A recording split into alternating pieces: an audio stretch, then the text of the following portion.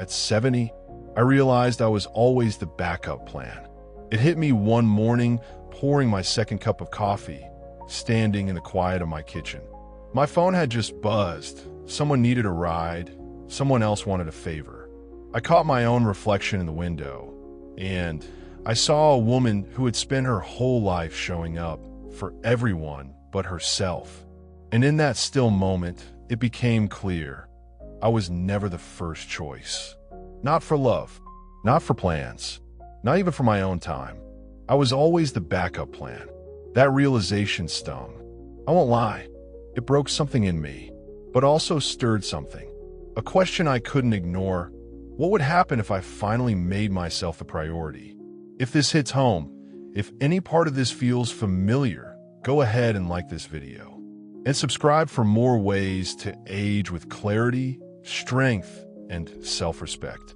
Because what I'm about to share isn't just about me. It's about you too. And it starts with what I did next.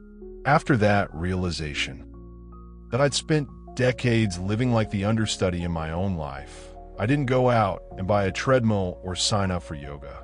I didn't suddenly overhaul my diet or join a meditation retreat. No, the biggest changes weren't visible from the outside. They were emotional, quiet, but powerful. The first shift was learning to put myself first. Now, that sounds simple, right? But it wasn't. I had spent so long saying yes out of habit. Yes to the extra work, yes to the favors, yes to keeping the peace, that I forgot how to check in with what I needed. So I started asking myself, what do I want today? Some days the answer was rest. Some days it was writing in a notebook or calling someone who lifts me up instead of drains me. For the first time in years, I gave myself permission to matter. Then came boundaries, emotional boundaries. I'd always been the go-to person, the one who listened and fixed and absorbed. But I started noticing how tired I felt after certain conversations. How heavy my chest got around certain people. That's when I started pulling back. Not with anger, but with intention.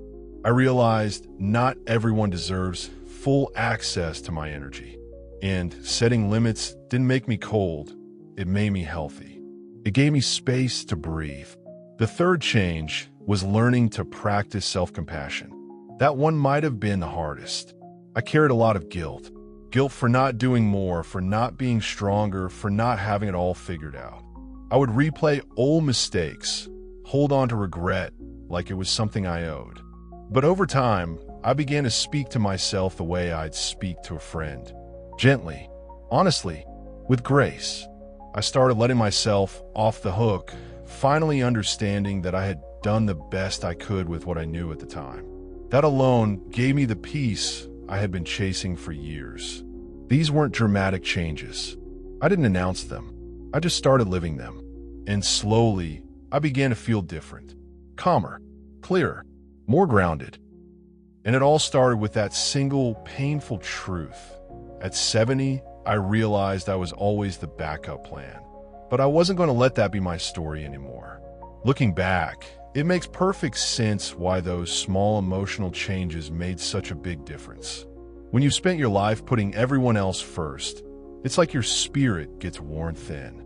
You forget what it feels like to just be with yourself, to honor your own needs without guilt or apology. When I started putting myself first, it wasn't about becoming selfish. It was about finally showing myself the kind of care I had always given to others. And something amazing happened. My stress went down. My sleep got better. Even my energy started to shift. I wasn't running on empty anymore. The boundaries? Those helped me breathe again. Emotional boundaries protect more than your feelings. They protect your time, your peace of mind, your energy. Every time I said no to something that drained me, I was saying yes to something that restored me. And self-compassion, that one still gets me. Being kind to yourself changes everything. It doesn't erase the past, but it rewrites how you carry it. Instead of dragging around old shame, you start walking with wisdom. You stop beating yourself up for not knowing then what you know now. And that forgiveness, it gives you space to grow. These aren't just ideas that sound nice. They work, not because they're fancy or complicated, but because they meet you exactly where you are, especially in this season of life. We don't need to hustle harder. We need to soften toward ourselves. That's where real energy and strength begin. And that's how we protect our independence, not just physically, but emotionally. And the best part? You don't have to do any of it perfectly. You just have to begin. Beginning doesn't mean changing everything overnight. It just means starting small. Starting with what feels doable, what feels real for you. Maybe putting yourself first means taking 10 minutes in the morning before anyone else gets your attention. Sitting quietly, listening to your breath, asking yourself, what do I need today? And actually honoring the answer. Maybe boundaries feel too big right now. That's okay. You can start by noticing where your energy dips, where your shoulders tense, where you leave a conversation feeling smaller than when you walked in. Awareness is the first boundary. Just noticing is a powerful step. And if self-compassion feels too soft or too unfamiliar, try this. Picture your younger self. The version of you who was doing the best she could with the tools she had. What would you say to her now? Say it out loud. You might be surprised how healing that is. The point isn't to be perfect. The point is to be consistent. To choose yourself in small, quiet ways every day. To remember that your emotional health is just as important. Maybe even more important than any step count or vitamin routine. These habits won't look the same for everyone. You get to make them your own. That's the beauty of aging with intention. We finally have the wisdom to choose what fits and the freedom to let go of what doesn't. So take the version that works for you. Make it gentle, make it honest, and make it yours.